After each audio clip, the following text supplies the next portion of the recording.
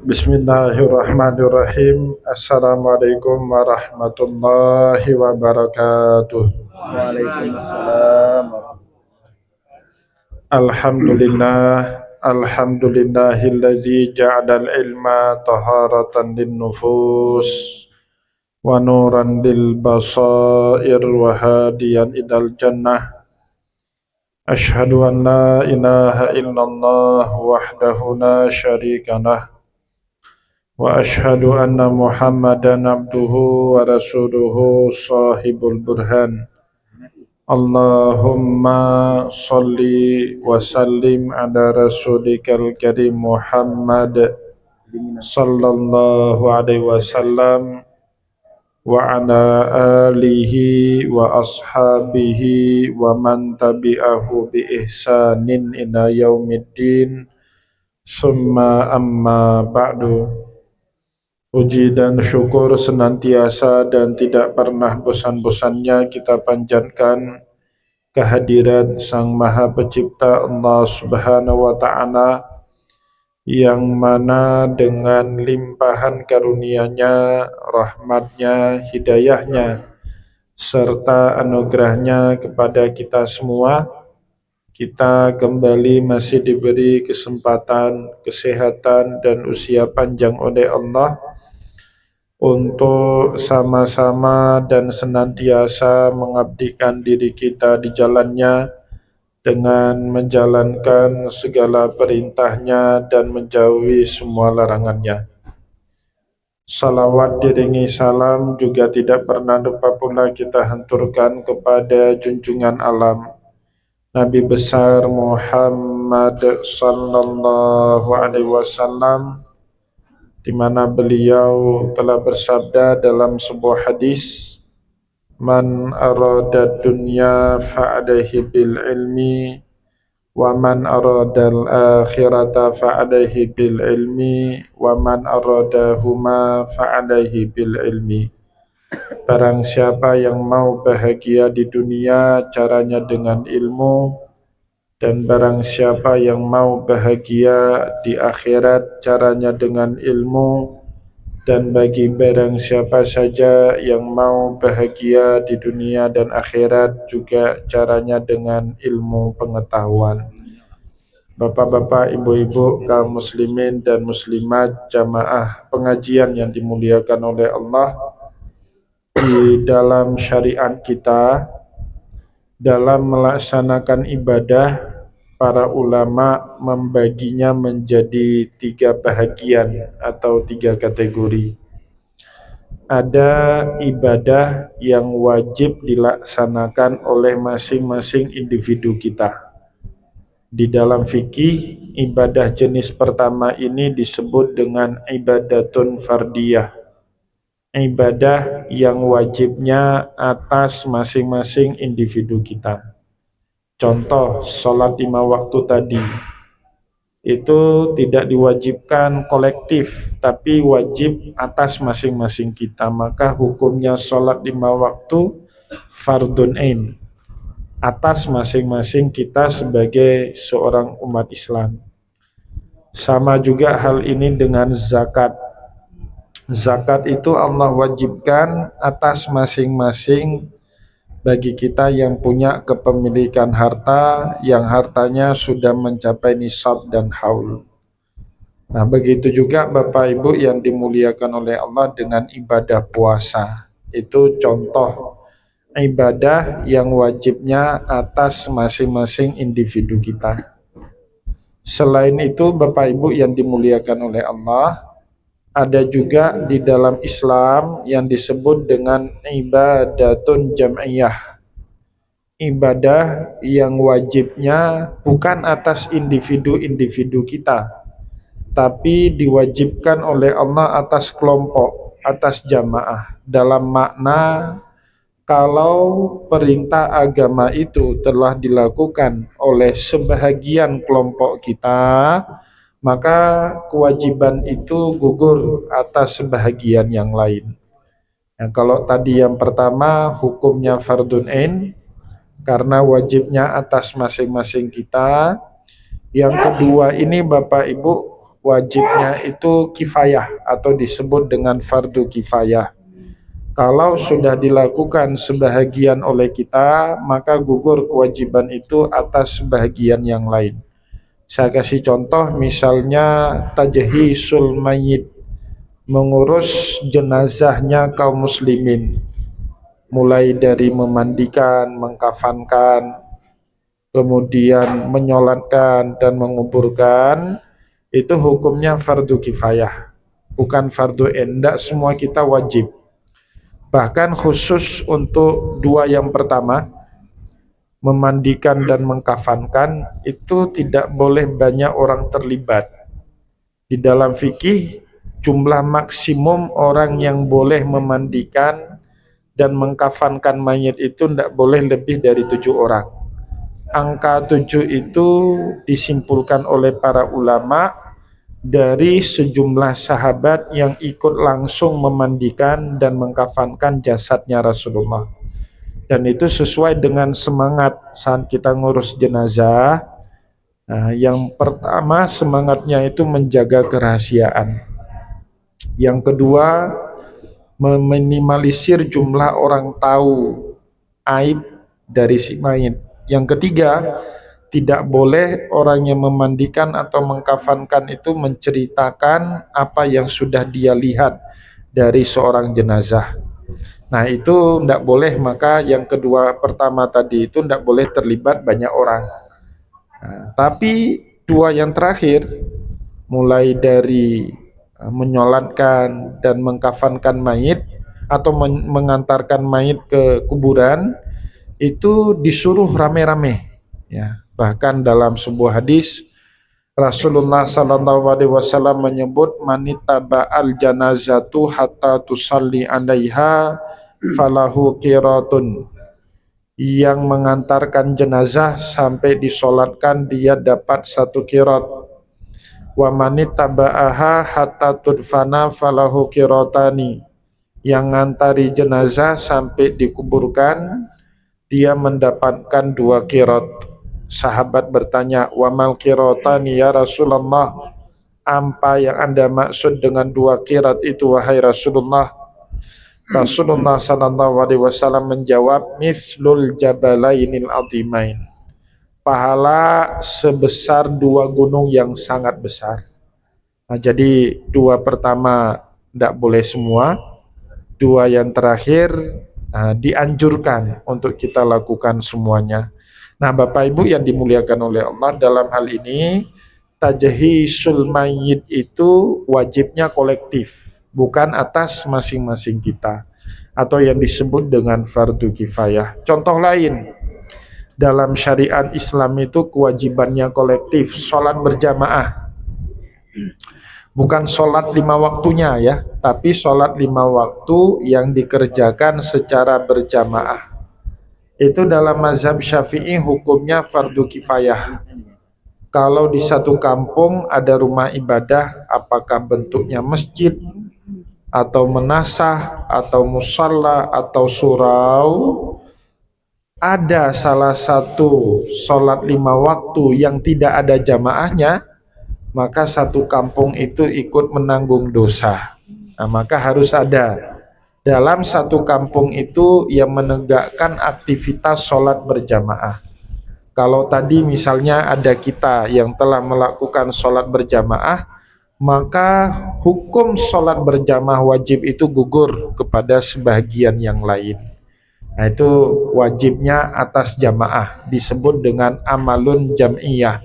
Amal yang wajibnya bukan atas masing-masing individu kita, tapi wajibnya atas jamaah. Yang kedua. Dan yang ketiga, Bapak Ibu yang dimuliakan oleh Allah, dalam syariat kita ada amal yang tidak diwajibkan atas masing-masing individu dan juga tidak wajib atas jamaah, tetapi wajibnya atas pemerintah.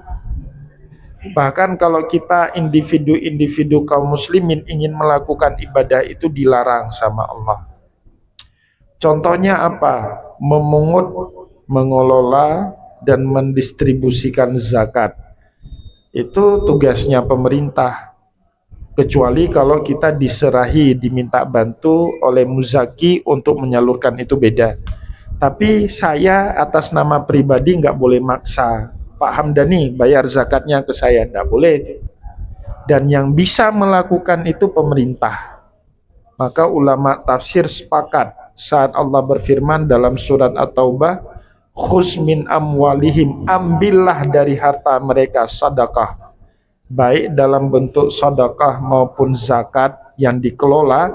Itu perintah yang Allah tunjukkan bukan kepada individu-individu kita, dan itu juga bukan perintah kepada jamaah kelompok kaum muslimin, tetapi itu perintah Allah kepada ulil amri, kepada pemerintah, kepada pemimpin, mereka yang punya wewenang, yang punya otoritas untuk memungut harta zakat, harta sedekah dari masyarakat untuk dikelola dan kemudian distribusikan kembali kepada mereka yang berhak. Itu contoh jenis ibadah yang ketiga. Wajibnya bukan atas masing-masing kita atau juga bukan atas kelompok kaum muslimin, tapi wajibnya atas pemerintah. Contoh yang lain Bapak Ibu, kewajiban menegakkan hukum jinayah, hukum syariat. Yang mencuri tangannya dipotong, yang berzina dicambuk 100 kali, yang minum khamar dijilid 40 kali. Itu nggak boleh kita lakukan. Yang berhak dan punya kewajiban melakukan itu pemerintah. Nah, jadi kalau kita atas nama ormas, misalnya dulu Bang Dedi atas nama ormas sering sweeping orang, sebenarnya itu tidak boleh ya. Kalau dalam syariat tidak boleh. Yang boleh lakukan itu siapa? Pemerintah. Dalam hal ini apa namanya? Satpol PP dan WH. Itu punya otoritas.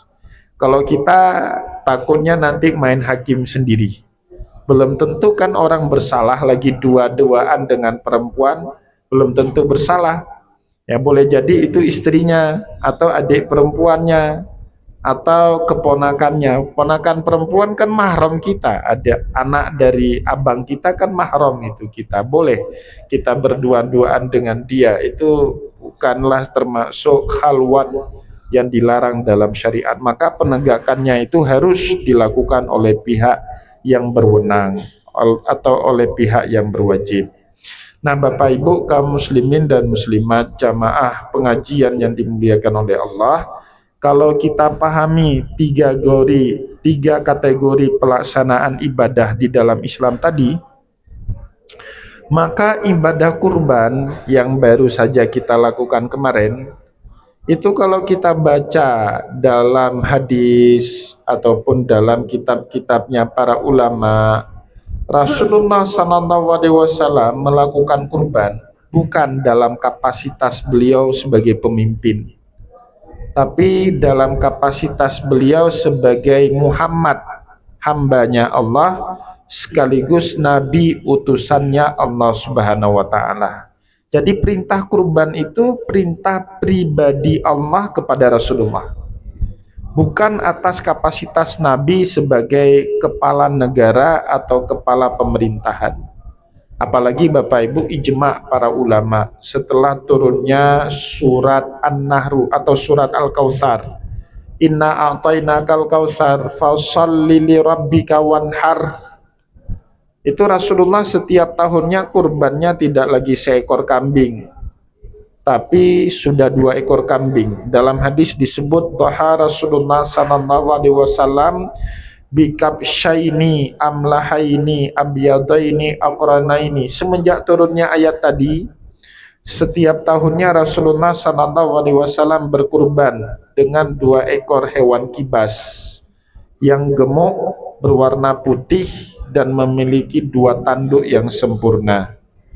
Dan saat Rasulullah menyembelih kurban pertamanya, beliau niat hadzali wali ummat, hadzali wali ahli. Ya Allah, kurban pertama ini buat diriku sendiri, nah, atas nama pribadi, dan keluarga saya. Yang pertama. Saat menyembelih kurban yang kedua, Rasulullah sallallahu alaihi wasallam berniat hadzali wali ummati.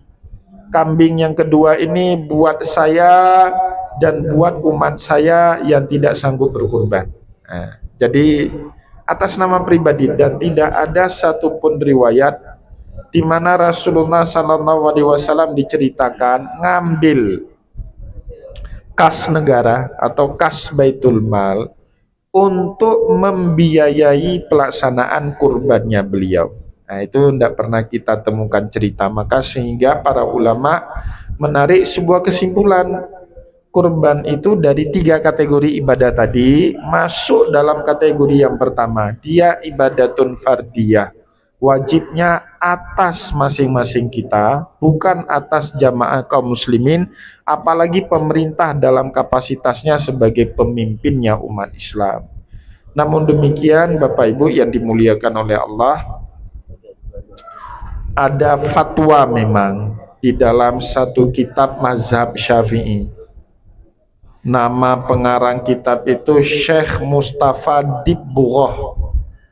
Beliau mengarang kitab judulnya Fiqhul Manhaji.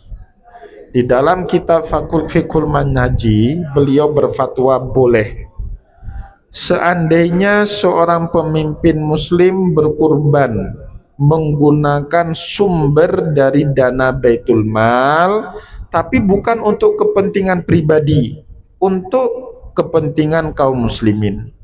Di dalam fatwanya beliau berkata, wa yajuzu li hakimil muslimina au imamihim ayyudahi an baitil mali minal muslimin.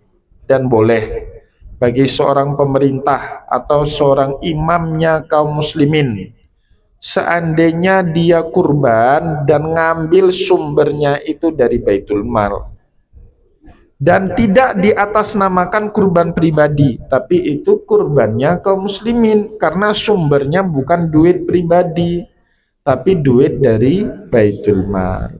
Nah, Bapak Ibu yang dimuliakan oleh Allah, yang selama ini terjadi di negara kita, yang pertama, kurban dilakukan oleh pemerintah mengatasnamakan pribadi, dan sumber kasnya itu bukan dari Baitul Mal, tapi dari APBN atau dari APBA, APBD atau APBK.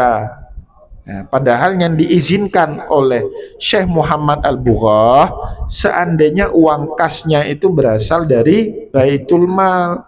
Sumber dana Baitul Mal itu, Bapak Ibu, berbeda dengan sumber dana negara atau APBN dalam struktur keuangan Indonesia. Beda itu. Baitul Mal itu sumber dananya dari 8 sumber. Negara tidak mengelola 8 sumber keuangan ini, tapi dikelola oleh Baitul Mal. Kalau di Aceh namanya Baitul Mal, kalau di luar Aceh namanya Basnas. Baitul Mal itu pertama mengelola sumber dana zakat, yang kedua mengelola sumber dana sedekah, yang ketiga mengelola sumber dana wakaf, yang keempat mengelola sumber dana infak, yang kelima mengelola sumber dana hadiah, yang keenam mengelola sumber dana hibah, yang ketujuh mengelola sumber dana ghanimah ataupun al-fai, yang kedelapan mengelola sumber dana harta agama lainnya. Harta agama lainnya itu misalnya, Bapak Ibu, kalau kita di Aceh itu ada korban tsunami, punya rekening di bank, tidak ada lagi ahli waris yang mengaku sebagai pewaris daripada yang punya rekening, maka oleh putusan pengadilan, harta itu diserahkan untuk dikelola sama Baitul Mal. Sampai suatu hari nanti, jika ada ahli waris yang mengaku dan bisa dibuktikan secara hukum benar dia adalah ahli waris yang sah, maka harta agama lainnya ini wajib oleh Baitul Mal dipulangkan kepada ahli waris yang sah berdasarkan putusan Mahkamah Syariah. Jadi bukan atas sepihak, pengakuan sepihak, tidak boleh. Harus ada putusan pengadilan, dan putusan pengadilan itu dijadikan dasar oleh Baitul Mal untuk mengembalikan duit harta agama lainnya kepada mereka yang berhak. Ya, contohnya Baitul Mal Banda Aceh itu hari ini mengelola dana dari harta agama lainnya itu lebih kurang 2,6 atau 2,7 miliar. Kalau dikumpulkan semua rekening yang KTP-nya Banda Aceh itu ada duit sekitar 2,6 atau 2,7 miliar. Nah Bapak Ibu yang dimuliakan oleh Allah, 8 sumber tadi itu nggak masuk dalam kas APBN negara. Atau kalau daerah namanya APBA, Aceh, APBD atau APBK, nggak masuk. Negara ini kan mengelola dari pajak, ya kan? Dari pendapatan lain yang bukan pajak, ya kan, dari restribusi daerah atau PAD pendapatan asli daerah dan pendapatan-pendapatan yang lainnya. Maka oleh karena itu sumbernya itu dua hal yang berbeda. Yang dibolehkan oleh Mustafa Al-Bugha, Syekh Mustafa Al-Bugha, jika kurban itu diambil dari kas dana Baitul Mal. Sedangkan yang lazim terjadi di pemerintahan kita sekarang, apakah di pemerintahan pusat atau di pemerintahan provinsi sampai di pemerintahan kabupaten kota, itu ambilannya bukan dari kas Baitul Mal, tapi dari APBN atau APBD ataupun APBK. Bapak Ibu yang dimuliakan oleh Allah, saya pernah punya pengalaman pribadi. Di satu waktu, nggak usah saya sebutkan tahun berapa, nanti ketahuan orangnya. Beberapa tahun yang lalu ada seorang kepala kantor atau kepala dinas dekat dengan saya. Sekitar 2 atau 3 minggu sebelum Hari Raya Idul Adha, beliau mengajak saya makan siang.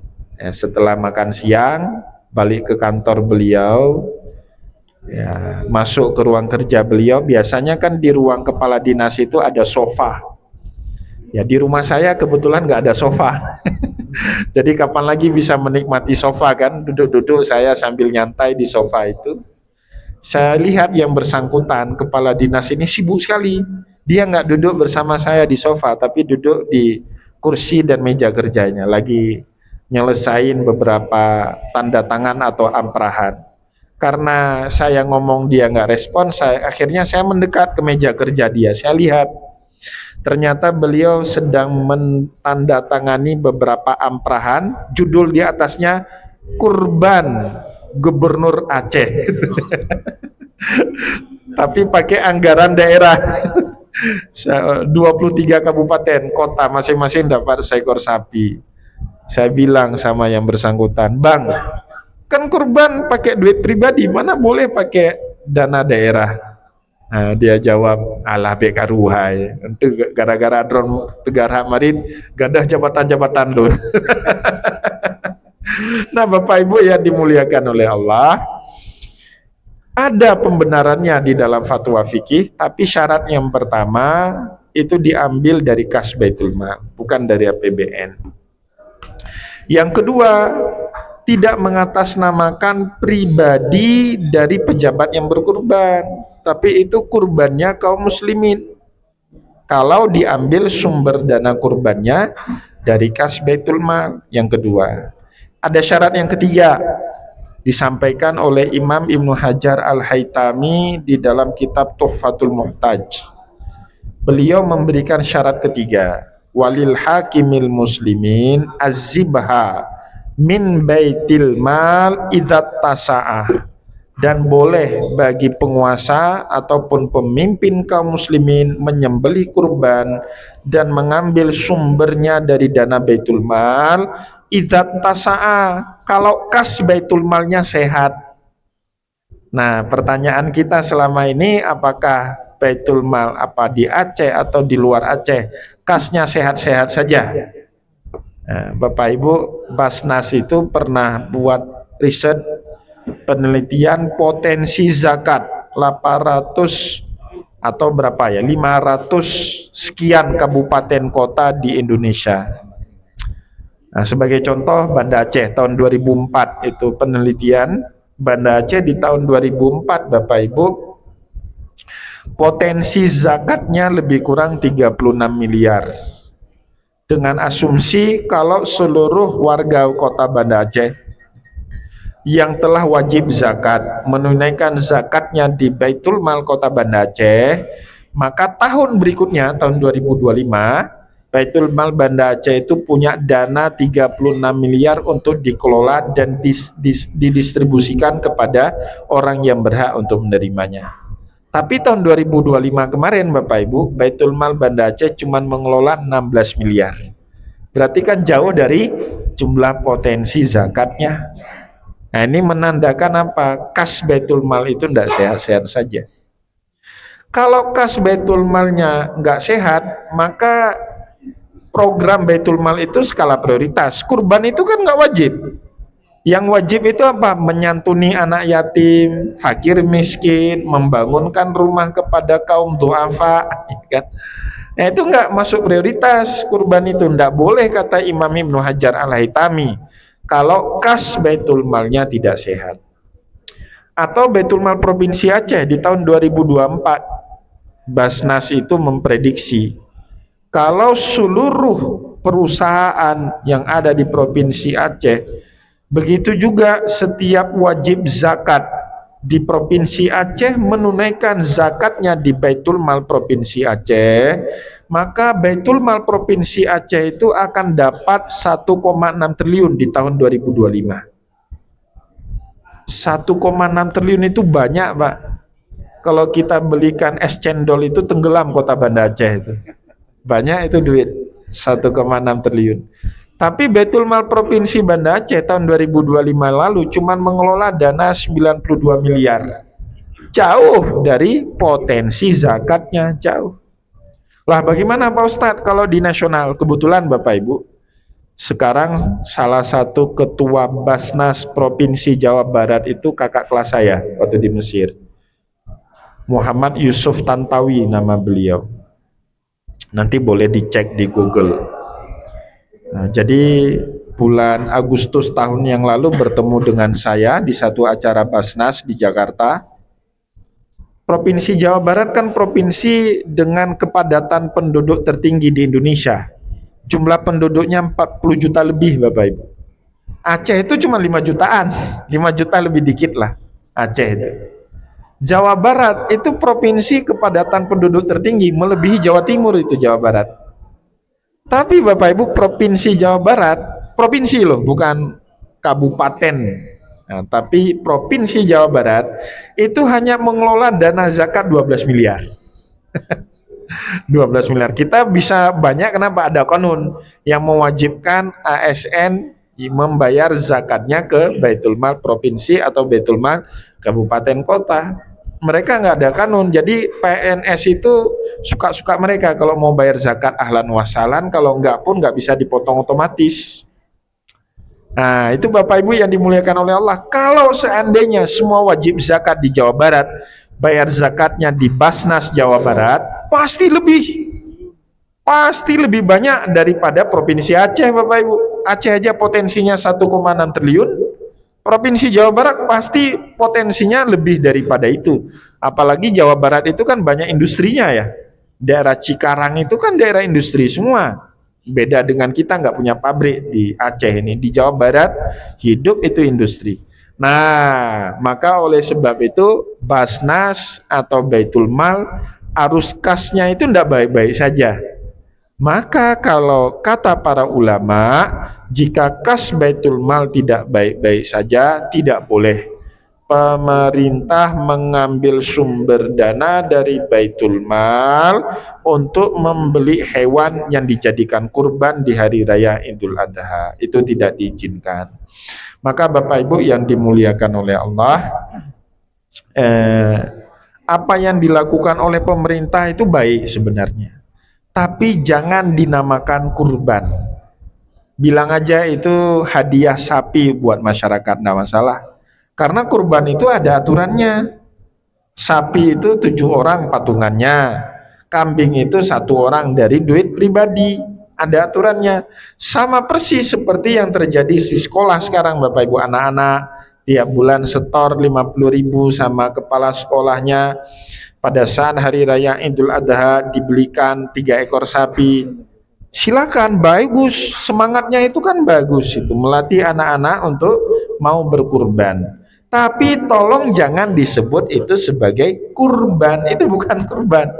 tapi belajar berkurban atau sedekah kurban itu boleh-boleh saja.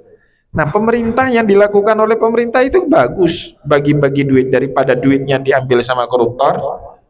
Lebih bagus duitnya dibelikan sapi dan sapinya dibelikan ke masyarakat. Masyarakat bisa makan daging. Apalagi sekarang daging Bapak Ibu per kilonya 180.000. Kalau di hari raya dia dapat 2-3 kilo, sudah berapa ratus ribu itu dia dapat dari pemerintah, kan bagus. Tapi tolong jangan disebut itu kurban. Karena kurban itu ada syarat dan ketentuan yang berbeda dengan pengelolaan yang bukan masuk dalam kurban. Nah, Bapak Ibu yang dimuliakan oleh Allah, ini penting untuk kita sampaikan karena di akhir-akhir sekarang kurban itu seperti-pertinya, moga-moga saya salah, bukan lagi dijadikan sebagai sarana untuk kita bertakarub kepada Allah, tapi sudah menjadi arena gengsi-gengsian. Bagi saya pribadi, Bapak Ibu, gubernur atau siapapun wali kota atau bupatinya lebih hebat. Kurbannya seekor kambing saja, tapi duitnya benar-benar dari kas pribadinya. Dari gaji, dari tunjangan yang halal. Nah, dia keluarkan beli seekor kambing 4-5 juta, itu lebih bagus daripada kurbannya di 9 kecamatan Banda Aceh, tapi duitnya dari APBK Kota Banda Aceh. Itu gengsi-gengsian itu namanya ya. Padahal kurban itu sudah Allah katakan dalam Al-Quran. Cerita kurban yang pertama kan Bapak Ibu sanadnya ke kurban putra-putranya Nabiullah Adam. Sebelum Ibrahim ya, putra-putranya Adam, Qabil dan Habil itu sudah berkurban.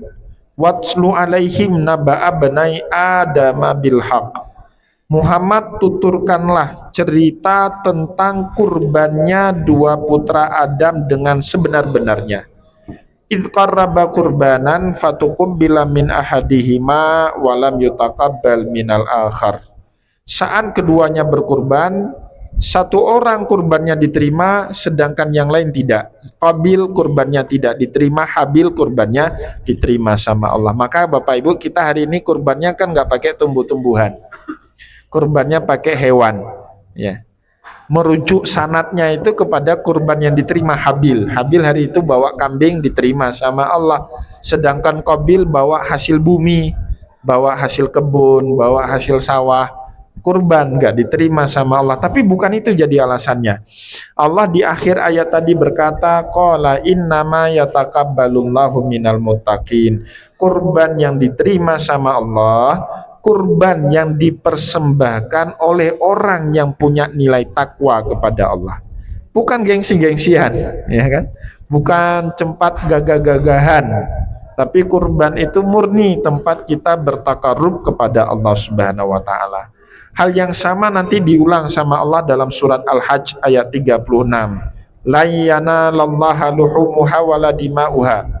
Allah sama sekali tidak menerima manfaat dari daging ataupun darah hewan yang kita sembelih.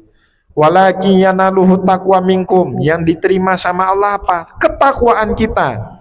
Karena sudah mau patuh atas perintah yang Allah sampaikan kepada kita. Jadi dalam agama ini Bapak Ibu, iman itu dia beyond reason, melampaui akal. Agama itu melampaui akal.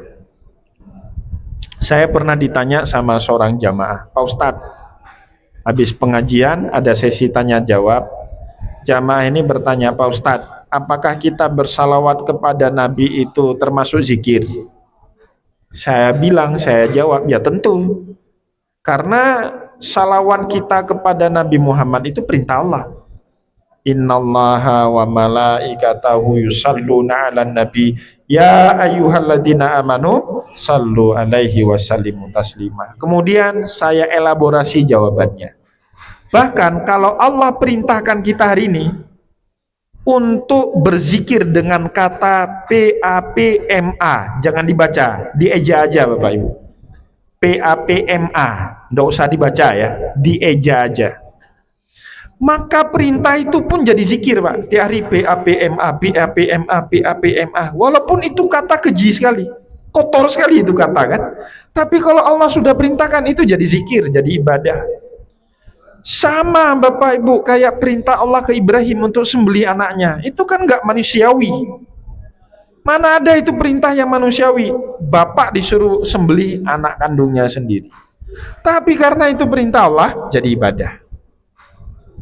Kalau kita berkurban murni semata-mata untuk mematuhi perintah Allah, itu jadi ibadah.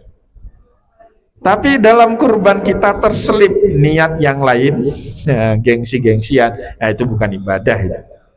Nah, maka sebab itu ada sahabat Nabi Abdullah bin Abbas, nanti boleh baca sanadnya, itu ada dalam kitab Bajuri. Beliau itu pernah berkata gini, wa yakfi iraqatud dam walau bizibhi dujajatin au iwazin. Di hari raya Idul Adha, seandainya kita nggak sanggup beli sapi atau beli onta atau beli kambing, maka cukuplah kita tumpahkan darah meskipun hanya dengan menyembelih seekor ayam atau seekor angsa. Insya Allah niat kurban kita itu diterima sama Allah selama kita ikhlas melakukannya, bukan sebagai tempat gengsi-gengsian. Nah, Bapak Ibu yang dimuliakan oleh Allah, ini penting untuk kita kembali sampaikan. Semoga dengan penyampaian ini syariat kita kembali lurus, tidak dijadikan pembenaran dengan fatwa-fatwa yang akhirnya kesannya kan hanya sebagai justifikasi. Padahal fatwa itu tidak bermaksud untuk membenarkan apa yang dilakukan oleh pemerintah kita sekarang. Ada syarat-syarat sehingga kurban itu boleh diambil dari kas Baitul Muslimin. Semoga apa yang telah kita sampaikan pada kesempatan hari ini bermanfaat kepada kita semua.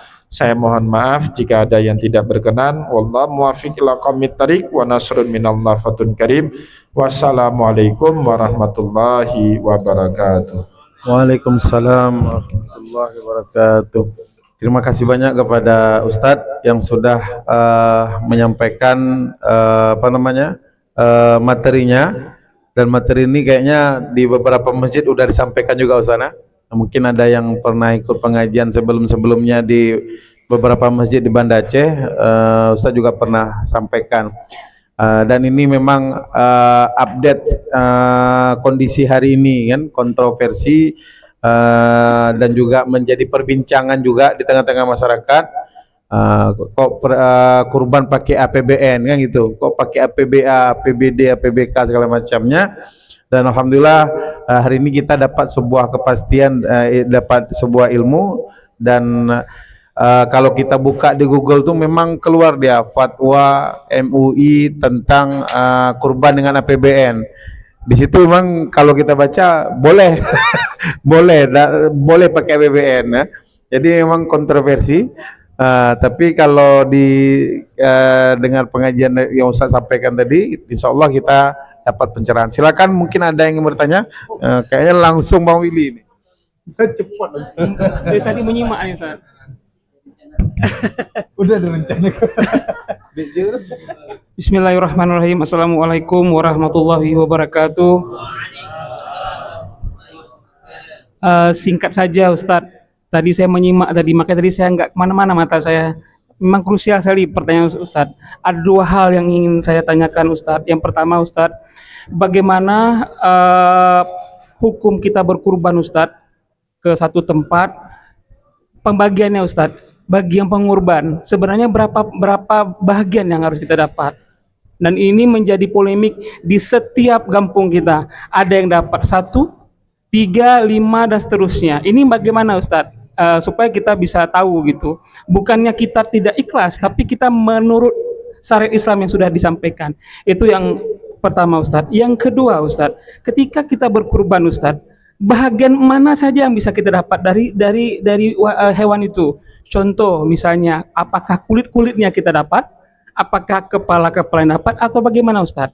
Sebagai referensi yang saya ingin bagikan Ustadz malam ini, mungkin di tempat saya Ustadz, itu sampai dengan kulit-kulitnya dibagi. Nah, sampai kulit-kulitnya ketika semua bahagian daripada hewan itu sudah terpotong dengan baik, ditumpuk, maka ditutup akhir dengan kulit. Itu di tempat saya. Mungkin nggak tahu, saya ingin berbagi juga tempat-tempat yang lain, Ustaz. Dan itu bisa dikaitkan mungkin dengan fikihnya bagaimana, Ustaz. Barakallahu fikum, Ustaz. Makasih, Ustaz. Assalamualaikum warahmatullahi wabarakatuh. Waalaikumsalam. Semuanya. Ya. Silakan, Ustaz. Yang pertama, bahagian kurban itu sudah dijelaskan sama Allah dalam Al-Quran.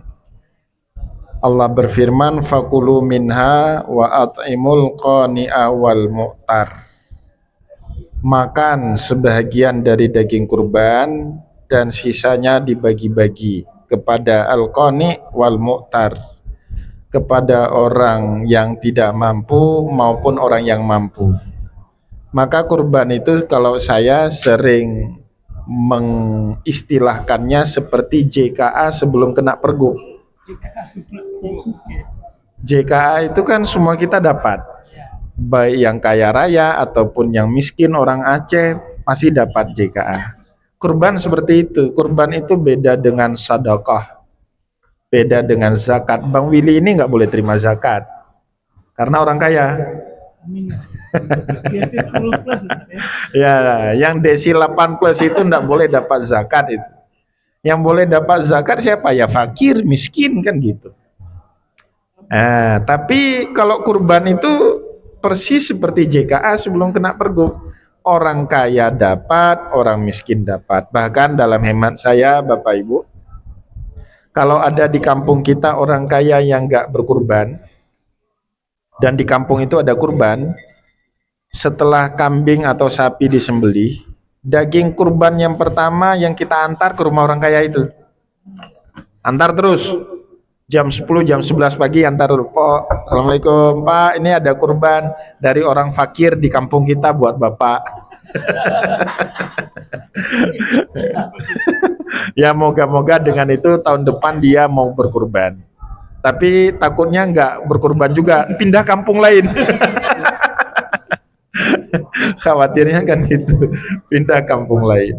Nah, maka oleh sebab itu bahagian-bahagiannya berapa? Allah Subhanahu wa taala tidak menjelaskannya dengan angka. Tapi dipahami oleh para ulama berdasarkan ayat tadi, untuk makan sendiri itu maksimum sepertiga. 2/3 itu dibagi-bagi kepada yang membutuhkan.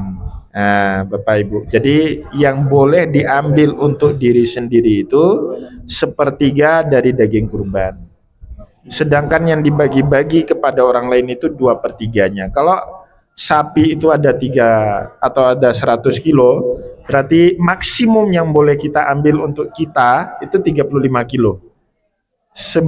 Atau selebihnya itu dibagi-bagi kepada al-qani dan mu'tar. Nah, di masyarakat kita Bapak Ibu yang dimuliakan oleh Allah, kadang-kadang tidak diambil batas maksimum. Itu kan batas maksimum, artinya nggak boleh melebihi itu. Kalau Bapak Ibu ambil setengah-setengah, setengahnya untuk kita, setengahnya dibagi, semangat kurbannya hilang. Semangat kurban itu kan semangat berbagi. Ya, bukan semuanya untuk diri sendiri. Kalau semuanya untuk diri sendiri, apa bedanya kurban dengan jualan daging? Ya, nggak ada beda kan? Nah, oleh sebab itu, maksimum yang boleh kita ambil sebagai sohibul kurban 1/3. Oh, kita dapat jatah kurang dari 1/3 itu, bagus. Berarti selebihnya sedekah dari sohibul kurban kepada al-qani dan mu'tar, kepada yang mampu ataupun yang tidak mampu, dibagi-bagi sesuai dengan semangat kurban. Yang nggak boleh itu mengambil lebih dari takaran maksimum 1/3 tadi. Nah, kita dijatah dapat 1/3, taruhlah 35 kilo tadi. Kita ambil 40 atau bahkan 50 kilo lah. Mana semangat kurbannya? Nggak ada lagi di situ. Ya, maka sebab itu bagi mereka yang berkurban disunahkan untuk ngambil daging itu. Jadi jangan juga nggak ambil. Disunahkan. Kenapa? Makanan yang paling baik itu makanan yang kita konsumsi dari niat ibadah. Itu yang paling baik. Insya Allah makan daging kurban itu lebih baik dari makan rendang di warung Padang. Ini malam ini dari daging kurban. Ya. Wah ya. Berarti boleh bawa pulang. Kenapa? Karena niatnya kan ibadah. Orang kurban itu niatnya cari pahala. Kecuali kurban APBN tadi. Ya kan? Kurban niatnya cari ibadah. Ya, maka Sebab itu Bapak Ibu yang dimuliakan oleh Allah, yang berkurban itu tetap sunnah ngambil bahagia. Tapi jangan lebih daripada sepertiga. Kurang daripada itu bagus. Nah, bagaimana memastikannya? Itu kalau kita kurbannya sudah diurus sama panitia, itu hak untuk menentukannya di panitia, bukan lagi di kita itu. Oh, kalau nggak suka ya ngurus sendiri, kan nggak ada keharusan kurban itu diurus sama panitia masjid. Dulu sih seingat saya waktu saya kecil di Banda Aceh itu Bapak Ibu nggak ada kurban seperti zaman sekarang. Keluarga saya kurban motong sendiri itu di belakang rumah. Di Menasah itu nggak ada itu kurban. Jadi ayah saya dengan abang-abang beliau itu kumpul uang, misalnya beli sapi, motong sendiri, bagi-bagi sendiri. Ya, ini kan budaya baru kita ini. Nah, maka kalau kita sudah mempercayakan kurban kita diurus sama panitia masjid, itu bukan lagi hukum kurban individual, tapi hukum kurban kolektif. Nah, ini pernah terjadi di satu kampung di Aceh Raya, ribut. Sampai ribut. Karena ada kelompok yang sapinya gede, ada kelompok yang sapinya kecil. Padahal ripenya sama 3 juta rupiah, ribut. Ya, sampai akhirnya manggil saya. Memang tugas Ustadz itu cuci piring. Orang lain ribut, kita cuci piring. Sampai ribut. Ya, Bapak Ibu yang dimuliakan oleh Allah, kalau bapak-bapak, ibu-ibu sudah menyerahkan kurbannya ke panitia masjid, maka itu sudah berlaku yang namanya ahkamul khiltah. Khiltah itu Bapak Ibu urunan bersama, tapi waktu bagi nabacut kurang, lebih kurang. Nah, itu namanya khiltah.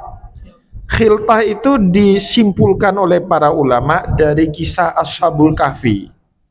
Kita kan pernah dengar cerita Ashabul Kahfi tertidur 309 tahun dalam gua, bangun lapar. Jangankan 309 tahun, tidur 8 jam aja bangun lapar kita. Nah, gitu juga Ashabul Kahfi bangun lapar.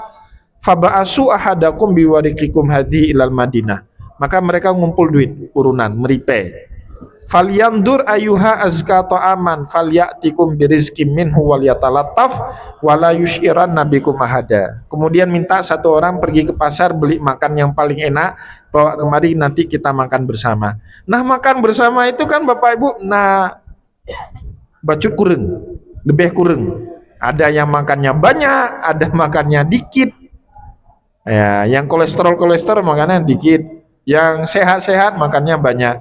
Jadi kalau kanduri itu Bapak Ibu duduk sama orang tua, sama pejabat, sama tua. Wah, itu enak itu duduknya. Pasti makanannya buat kita semua. Jangan duduk sama anak muda. Itu mesinnya kapal perang itu. Makannya banyak. Ya. Jadi Bapak Ibu yang dimuliakan oleh Allah, para ulama bilang ahkamul khiltah itu boleh. Ngumpul duitnya sama, tapi waktu pembagian baju kurang. Gak masalah. Kalau kurban kita sudah diurus sama panitia masjid, itu nggak berlaku hukum kelompok lagi. Ini kelompok ini kok besar, ini kelompok ini kok kecil sapinya, nggak. Udah rata itu hukumnya. Nah, jadi masyarakat kita kan nggak tahu, hampir berantem itu di kampung. Nggak usah. Nanti kalau habis rekaman ini boleh saya sebut nama kampungnya. Hampir berantem ya. Jadi ada 2 kampung itu. Tahun lalu sebelum kurban, menjelang kurban, saya diminta khusus untuk memberikan pengajian masalah kurban karena tadi ada kesalahpahaman dari masyarakat. Kok jumlah uangnya sama tapi sapi yang dibeli beda-beda. Mana ada ketemu sapi standar semua, Pak? Ya kan? Kan Saboh Pat cari sapi itu, ada yang ketemu di Pekanbaru, ada yang ketemunya di Lampenerut satu, ada yang ketemunya di Selimum, ada yang besar, ada yang kecil, ada warnanya hitam, ada yang warna punya putih. Mana ada orang yang sanggup menyamakan ratakan semua sapi itu satu ukuran? Kan nggak akan ada, nggak akan ketemu itu. Nah, itu pemahaman yang harus dipahami saat kita berkurban. Bagaimana dengan pembagian kurban? Apakah seluruh tubuh dari hewan kurban itu dibagi? Iya, selama muntafiun bih, bisa dimanfaatkan bagi yang menerima manfaat. Nggak boleh dijual, nggak boleh diperjualbelikan. selama anggota tubuh itu bermanfaat. Ukuran bermanfaat apa? Tradisi masyarakat setempat. Saya kasih contoh, di Arab, jeroan apa bahasa Aceh? Aso dalam, aso perut, itu nggak dimakan, Pak. Orang Arab itu nggak makan jeroan. Jadi kalau sapi itu ya makan dagingnya dengan lemaknya aja. Mereka nggak punya tradisi makan jeroan, asal perut, babat itu nggak ada tradisi. Maka di Arab dibuang itu. Tapi di Aceh orang Aceh makan itu nggak. Apalagi orang Aceh Raya makan si reboh. Isinya kan itu semua jeroan. Maka syarat yang dibagi dari hewan kurban itu apa? Semua kullu ajza'in min jismihi, semua bagian dari tubuhnya selama itu bisa dimanfaatkan, muntafiun bih, selama bisa diambil manfaatnya. Kalau jeruan diambil manfaatnya bisa, itu dibagi. Dan ukuran diambil manfaatnya itu apa? Tradisi masyarakat setempat. Nah, contoh di kampung-kampung itu Bapak Ibu kalau dibagi kulit mereka bisa ngambil manfaat. Tapi di kota mana ngerti ini bapak-bapak ini megang pulpen tiap hari suruh megang pisau, mana ngerti. Orang kota kan paling bodoh dalam hal kurban-kurbanan itu, Pak ya. Nah, masalah teken-teken oke lah orang kota, tapi orang kota masalah kurban. Saya pernah satu hari Bapak Ibu dihadiahi kepala sapi, bukan santet ya, bukan santet, kepala sapi kurban, bukan hadiah santet. Jangan pikir santet. Saya pikir apa nih kepala sapi? Dan saya nggak ngerti, istri saya kan nggak ngerti bersihin, saya apalagi bodoh kali saya bidang itu. Ya, padahal di kepala sapi itu paling banyak dagingnya, bisa 3-4 kilo itu kalau sapi gemuk itu. Tapi karena saya nggak ngerti Bapak Ibu, akhirnya saya kasih ke yang lain. Nah, maka syarat anggota tubuh badan hewan yang kurban itu dibagi selama bisa diambil manfaat. Dan pengambilan manfaat itu berdasarkan tradisi satu masyarakat setempat. Yang kedua, dalam hal kurban atau bagian tubuhnya tidak bisa diambil manfaat, maka panitia kurban itu dibenarkan untuk menjualnya dan kemudian hasil dari penjualan itu dimanfaatkan kembali untuk kepentingan umat. Nah, itu dibenarkan dalam agama. Misalnya kulit, kita orang kota nggak tahu nih cara manfaatkan kulit, kulitnya dijual. Kan ada orang yang mau nampung, yang memang butuh kulit itu. Dan kemudian uang dari penjualan itu boleh dimanfaatkan untuk kepentingan umat. Ya, untuk misalnya memperbaiki masjid, ya boleh. Untuk membeli kitab, boleh. Jangan pakai umrah, nggak boleh. Umrah nggak boleh. Ya, atau dihadiahkan atau disedekahkan kepada fakir miskin boleh ya. Dalam hal kita tidak mampu mengambil manfaat dari anggota tubuh hewan kurban tersebut ya, lebih kurang seperti itu Ya, terima kasih Ustaz. Selanjutnya mungkin tadi ini pertanyaan dari Bang Willy, ini memang pertanyaan yang rata-rata kampung bermasalah dengan itu. Kemarin juga kami waktu ada silaturahmi di Tungkup, ini juga pembahasannya, yaitu masalah kulit, masalah kulit hewan kurban. Jadi ada yang berdebat masalah kulit, ada yang buang aja kulitnya, tahu-tahu panitia ada yang ngambil kulitnya. Itu perdebatan luar biasa. Silakan, ada lagi yang ingin? Silakan. Yang mana? Yang baru.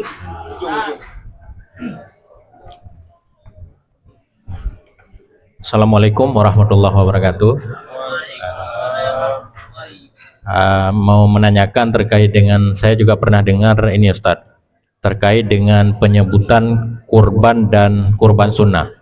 Jadi kalau misalkan kita beli sapi atau kambing, ada yang menanyakan kepada kita untuk apa kambing atau sapi. Jika kita menjawabnya ini untuk kurban, maka kita haram memakan daging dari kurban tersebut karena otomatis jadi wajib. Kecuali kita menyebutnya ini kurban sunnah saya. Nah, saya pernah dengar seperti itu. Apakah benar atau tidak, Ustaz? Itu yang pertama. Yang kedua, terkait dengan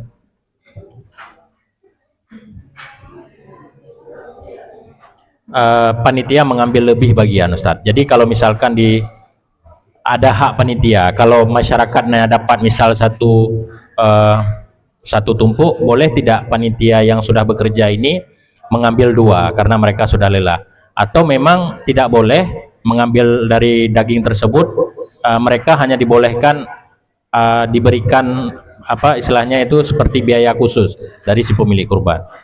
Itu saja Ustaz, terima kasih. Assalamualaikum warahmatullahi wabarakatuh. Waalaikumsalam. Ucapan kurban dengan kurban sunnah itu muncul dalam kitab fikih klasik sesuai dengan konteks zaman itu. Jadi di zaman itu, kalau jadi kurban ini Bapak Ibu, ulama sebenarnya khilafiyah mengenai hukum kurban. Sebelum saya bahas ke situ, jadi kurban itu sebenarnya khilafiyah ulama.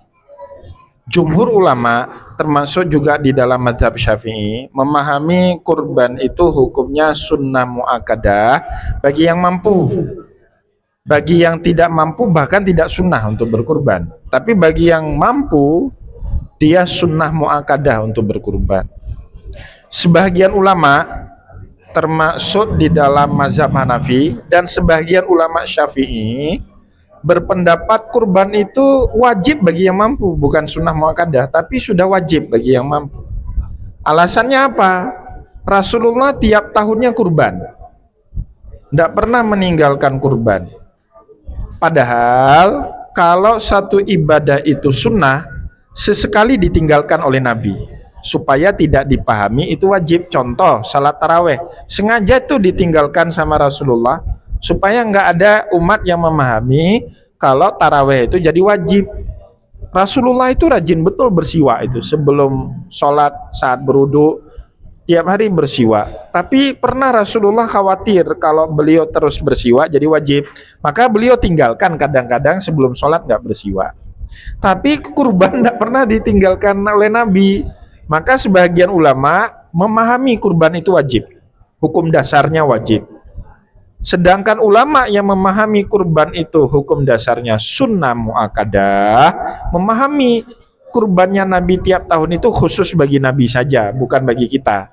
Kan ada amal-amal tertentu dalam syariat rutin dilakukan oleh Nabi karena wajib bagi Nabi tapi tidak wajib bagi umat. Contohnya apa? Tahajud. Nabi Muhammad tidak pernah tinggal itu tahajud, wajib. Tapi apakah kita wajib tahajud? Tidak, kita sunnah muakkadah. Itu perbedaan paham di kalangan para ulama.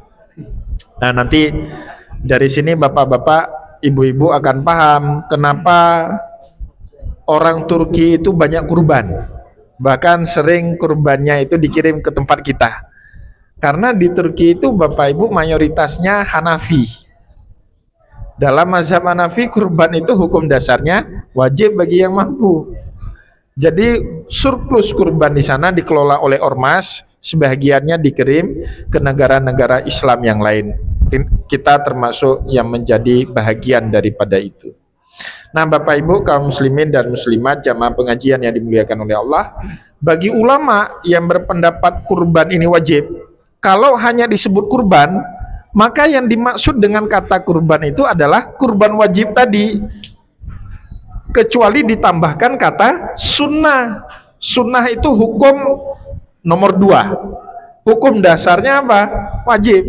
Maka kalau disebut kurban saja tanpa menyebut embel-embel yang lain, dipahami dari ucapan itu adalah kurban wajib atau kurban nazar. Maka kalau kurban itu wajib, orang yang berkurban tidak boleh mengambil bahagian daripada hewan yang dikurbankan. Saya kasih contoh Bapak Ibu, saya punya anak itu anak nazar. Saya 5 tahun nikah nggak punya keturunan. Akhirnya dalam 1 tahun itu berdoa tiap hari, bernazar saya sama Allah, kalau saya dikasih keturunan mau cowok mau cewek, asal punya anak, saya sembelih 1 ekor sapi. Karena udah berobat kemana-mana katanya normal, tapi belum dikasih juga keturunan. Akhirnya saya nazar. Bapak Ibu, baru saya nazar gitu 3 bulan, alhamdulillah dikasih keturunan. Saya tepati nazar saya, sembelih 1 ekor. Semua jamaah pengajian saya undang. Kebetulan belum kenal sama Bang Dedi waktu itu. Nah, beliau nggak saya undang. Belum kenal. Masih Allahu Akbar beliau.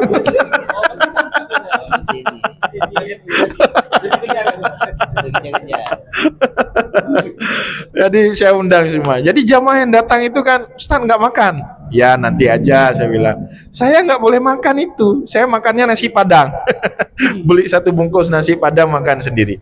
Semua perdagingan di situ nggak boleh saya sentuh. Kan daging sapi itu ada yang berubah wujudnya jadi kuah belangong, ada yang jadi rendang, ada yang jadi masak putih, macam-macam lah. Satu pun nggak boleh saya sentuh itu. Kenapa? Itu nazar saya. Nah, Bapak Ibu yang dimuliakan oleh Allah, itu konteksnya saat kitab itu dibuat. Nah, kebanyakan mohon maaf, mungkin nanti ada yang tersinggung, saya mohon maaf. Tengku kita kan biasanya baca kitab melepaskan isi kitab itu dari konteks sejarahnya. Jadi diambil bulat-bulat apa yang dikatakan dalam kitab. Di zaman kita Bapak Ibu, kalau saya beli kambing, ditanya sama penjual kambing, buat apa ini kambing? Buat kurban. Yang terpikirkan saat saya bilang untuk kurban itu kurban wajib atau kurban sunnah? Nggak ada orang di zaman sekarang ini memikirkan itu sebagai kurban wajib. Kenapa? Karena umumnya kita sekarang memahami kurban itu hukum dasarnya adalah sunnah. Kecuali kita punya niat lain. Kalau saya dilantik jadi pejabat eselon 2, saya tahun ini akan kurban seekor sapi sendiri, nggak mau barengan sama orang lain. Nah, masuk Idul Adha, dia tepatkan nazarnya beli seekor sapi. Habis Idul Adha di bangku panjangkan sama mualim. Rugi satu sapi. Aduh, 22 juta. Ya gitulah lebih kurang ya. Ini contoh, jangan diambil hati. Nah, kalau ada ucapan seperti itu enggak boleh. Nah, itu enggak boleh. Nah, maka Bapak Ibu gantungan semua dari apakah ini kurban wajib, apakah ini kurban sunnah, itu niat. Bukan semata lafal atau ucapan, tapi niat. Niat kita ini kemana? Saya tahun ini Bapak Ibu kurban bukan atas nama sendiri, atas nama nenek almarhumah nenek saya. Nah, itu kan ihda sawab, apa namanya ya, mengirimkan pahala. Dan pahalanya nggak buat saya, tapi buat almarhumah nenek saya. Itu kan tergantung niat. Nah, jadi kurban itu sekali lagi gantungan amalannya bukan hanya sebatas pada ucapan, tapi bagaimana niat awal kita saat dari proses awal membeli, mencari sampai kambing atau hewan kurban itu disembelih. Di situ mungkin prosesnya. Ya, silakan lanjut supaya efektif. Langsung dari Pak Yudi langsung ke sebelah langsung, biar sekalian. Assalamualaikum.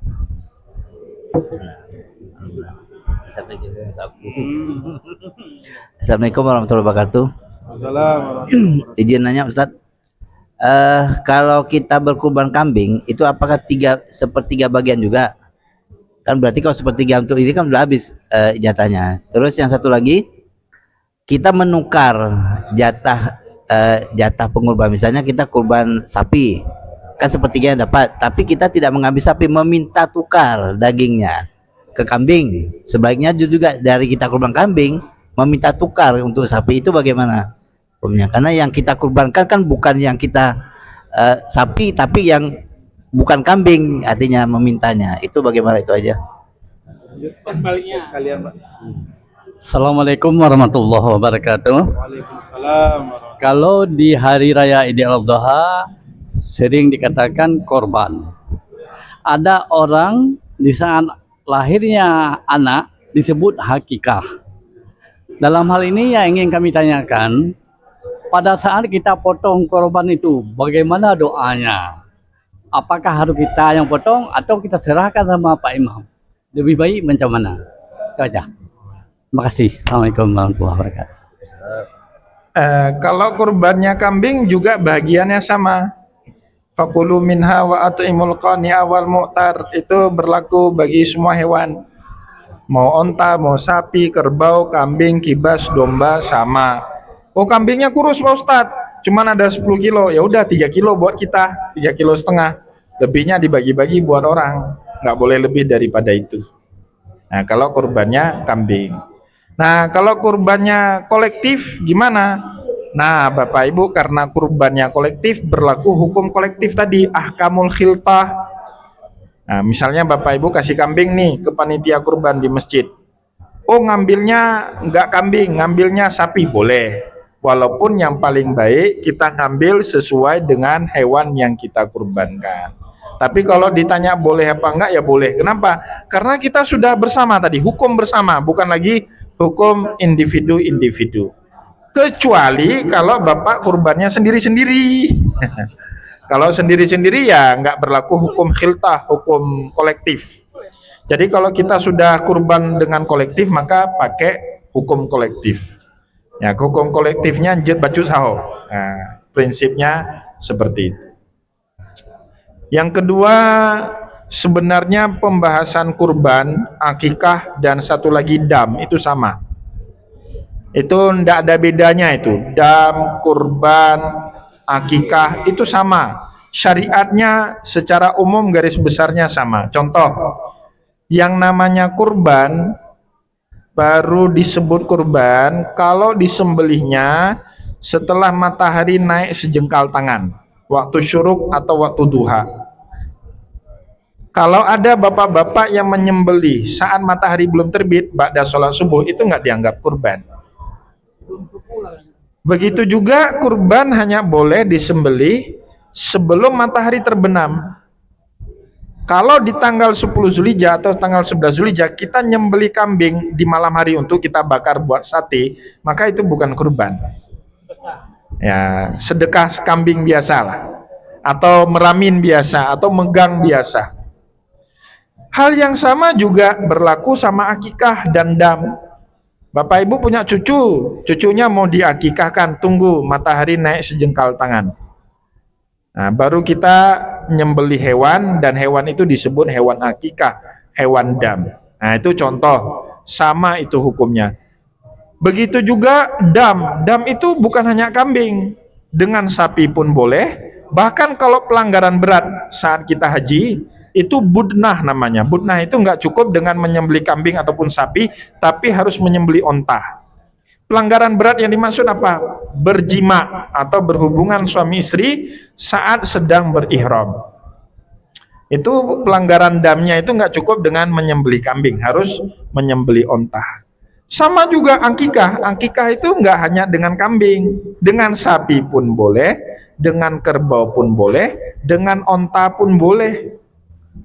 Tapi sunnahnya minimum laki-laki dengan 2 ekor kambing dan anak perempuan minimum dengan 1 ekor kambing. Kalau orang tua anak perempuan ini mampu, wow saya punya anak laki-laki terus sudah 10, pengen punya anak perempuan, akhirnya dapat yang ke-11, sembelih 10 ekor kerbau misalnya. Boleh nggak? Boleh. Akikah juga itu. Tidak menjadi masalah. Sama itu, dam, akikah dengan kurban sama. Yang bedanya mana? Yang pertama, kalau kurban yang dibagi-bagi ke orang lain itu luhuman na'iyan, daging mentah. Kalau akikah yang dibagi-bagi kepada orang lain itu luhuman matbuhan, daging masak. Jadi malam ini kurban atau akikah ini?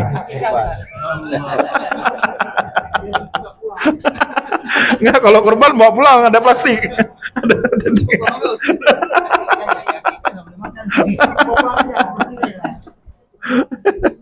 Nah, itu bedanya yang pertama. Nah, akikah itu kalau kita nggak buat acara, mau bagi-bagi aja ke tetangga, ke saudara, nggak boleh dibagi mentahannya, dibagi yang masaknya. Itu akikah. Nah, bedanya dengan dam apa? Kalau dam itu wajib disembelih di tanah haram. Bapak Ibu haji tamattu kena dam, atau haji kiron kena dam, atau melakukan pelanggaran, nggak sengaja gatal garuk-garuk ya jatuh bulunya, kena dam, bayar dam. Dam itu wajib disembelih di tanah haram, darahnya harus tumpah di tanah haram.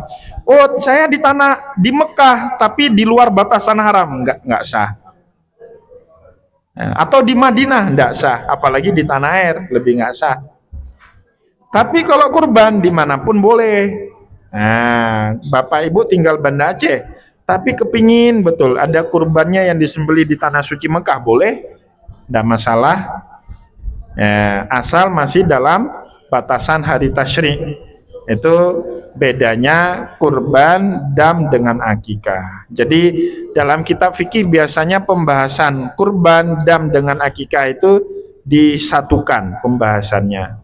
Nah, saat kita menyembelih bagaimana niatnya tergantung apa yang jadi niat kita.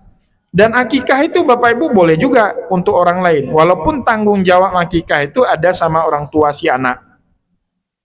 Itu anak itu tanggung jawab akikahnya ada sama bapaknya. Dalam keadaan bapaknya nggak mampu, boleh nggak anak itu mengakikahkan dirinya sendiri? Boleh.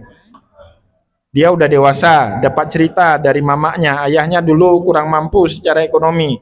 Dia udah mampu, usia udah 40 tahun, ya udah dia sembelih akikah untuk dirinya sendiri, boleh. Nah, bahkan untuk orang yang sudah mati pun boleh. Kita dengar cerita nenek kita yang sudah wafat belum pernah dikurbankan, ya belum pernah diakikahkan. Hari ini kita beli kambing satu kita akikahkan buat nenek kita, boleh. Nah, itu tergantung kembali kepada apa yang menjadi niat kita dalam akikah atau berkurban ataupun dalam menyembelih hewan dam. Gimana? Tidak ada doa khusus. Yang ada itu mengucapkan bismillah, itu yang harus.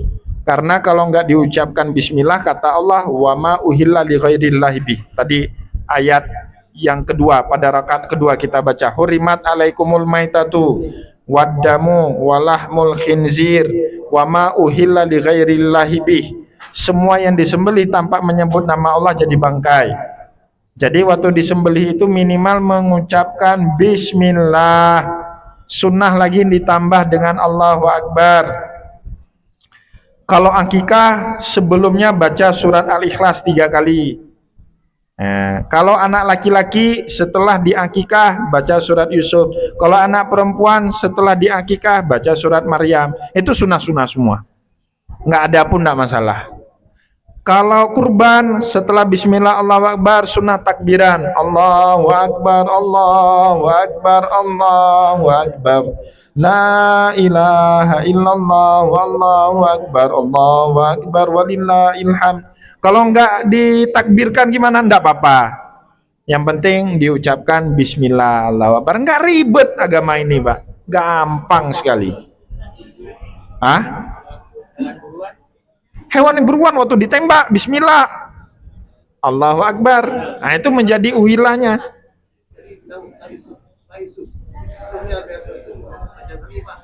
Apanya? Benar. Kan saya bilang habis disembelih. Habis disembelih itu apakah 1 hari setelahnya, 2 hari setelahnya, 3 hari setelahnya? Iya. Iya. 1 surat. Sunnah. Kan boleh setelah itu. Setelah itu Bapak sebelum tidur malam baca 5 ayat dulu. Besok sambung lagi 5 ayat. Apanya yang ribet? Nggak ada yang ribet kan? Kan sunnah. Dan nggak dibaca pun nggak apa-apa.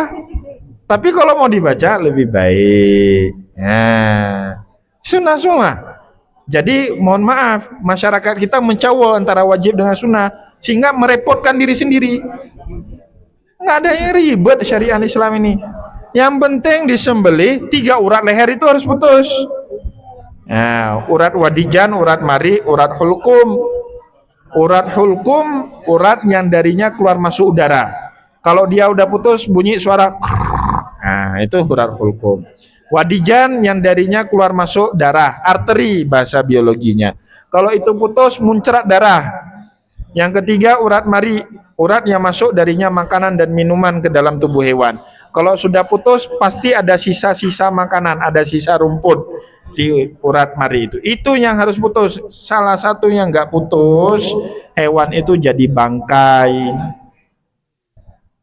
Gampang kok Bapak Ibu nyembelih hewan itu, nggak susah. Yang lain sunnah saja.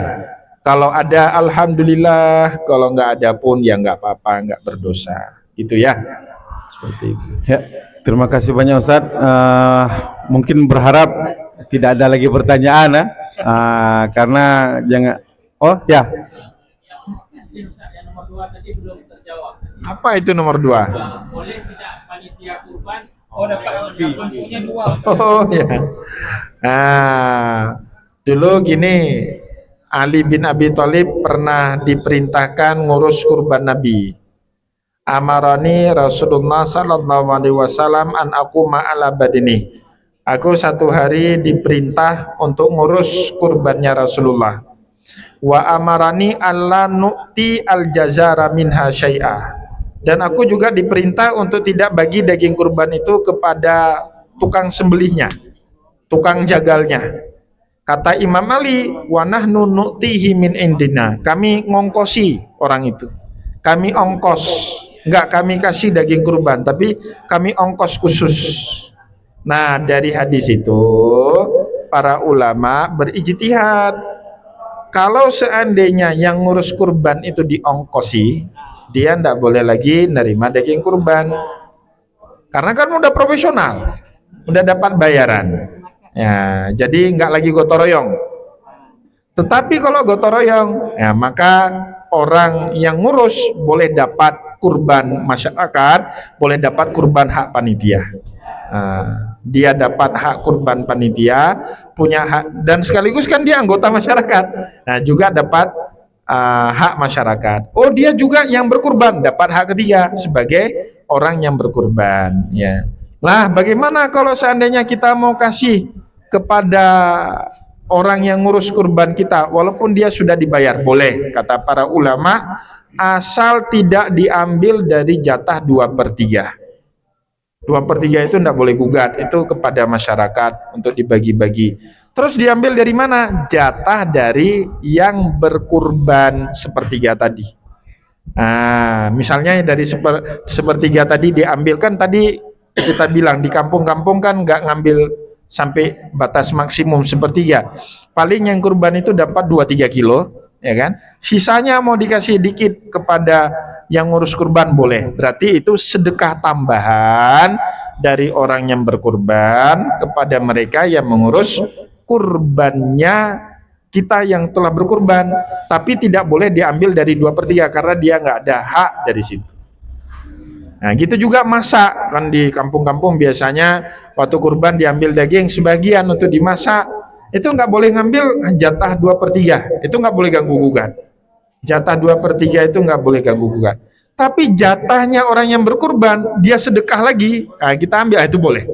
Silakan dilakukan, tidak menjadi masalah. Nah, memang kurban itu Bapak Ibu, hari raya Idul Adha itu, dalam hadis Nabi kan disebut Idul Akbar. Hari raya besar, hari rayanya 4 hari. Nggak boleh puasa kita 4 hari itu, makan-makan aja kerjanya.